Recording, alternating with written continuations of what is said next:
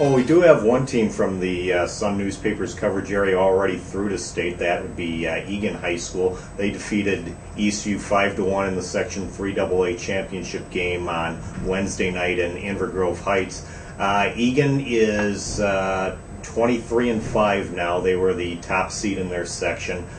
This was kind of the deciding match in a best of three with Eastview. Eastview won the first game 5-4. Eagan won the rematch 1-0. Eagan jumped out to a 3-0 lead early in the first period, scored 2 minutes into the game, and that pretty much just buried the Lightning, who don't score a lot of goals and generally have had most of their success in low-scoring tight games. For Eagan, this is a bit of a shot at redemption for them. They were in the state tournament last year.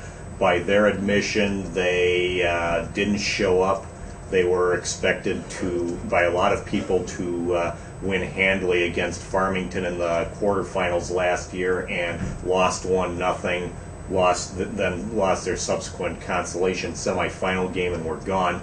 That has stuck with their returning players since then, that they did not play anywhere near their capability in the state tournament last year, and they've really longed for a rematch. What they've done this year has been a little bit of a surprise to their coach, Scott Darwitz.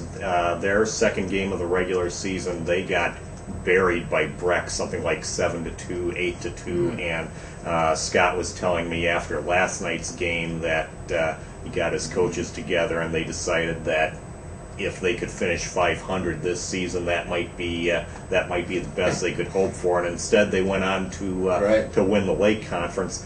They probably will not be a seeded team. The seedings, by the way, get done on Sunday, so they probably won't be a top four seed, but they have enough skilled players. Lisa Berriman, a Ms. Hockey candidate, who's their top defenseman. Kate Mason, who has played in USA Hockey Select camps. Molly Sparks, very shifty, mobile, good shot. They have enough top-end players to potentially cause trouble for somebody.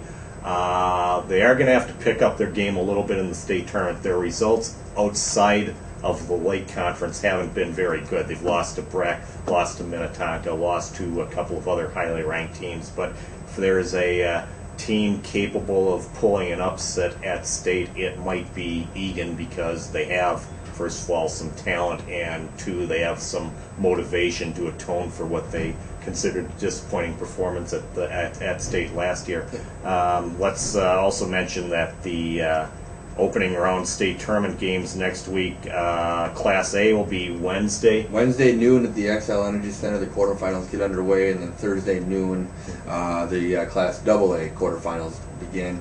Semifinals are Friday for both classes at noon and 3 for A, and then the night session will be the AA girls, and then championship games are Saturday noon for Class A and 7 p.m. I believe for Class AA. So the XL Energy Center we're getting there. I mean, it's the girls hockey tournament kind of begins what's a long march through the end of February here, and obviously all the way through the month of March.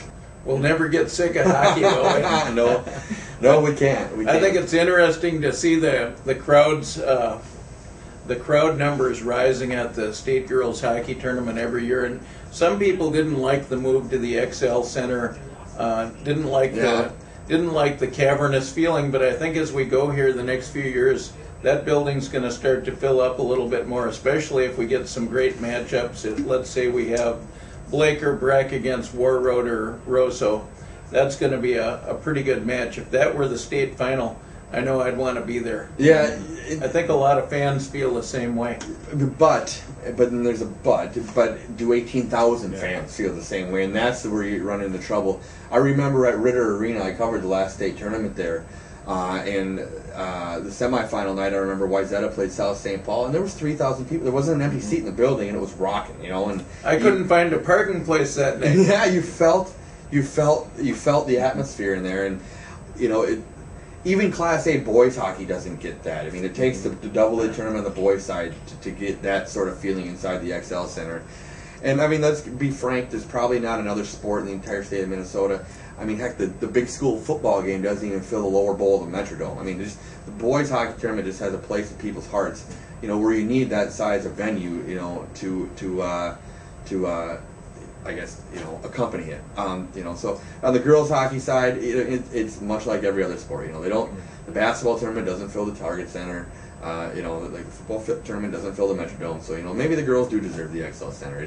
It's an unbelievable venue, and to get the opportunity to take the ice is something that they're going to remember the rest of their lives. But I got to imagine playing inside that atmosphere at Ritter Arena a few years ago at the University of Minnesota was something pretty special too. What I love is this gives the girls a chance to get on NHL ice, and what high school program in the country can kids say that? Yep. You know, it's nice to play at the Gophers Arena.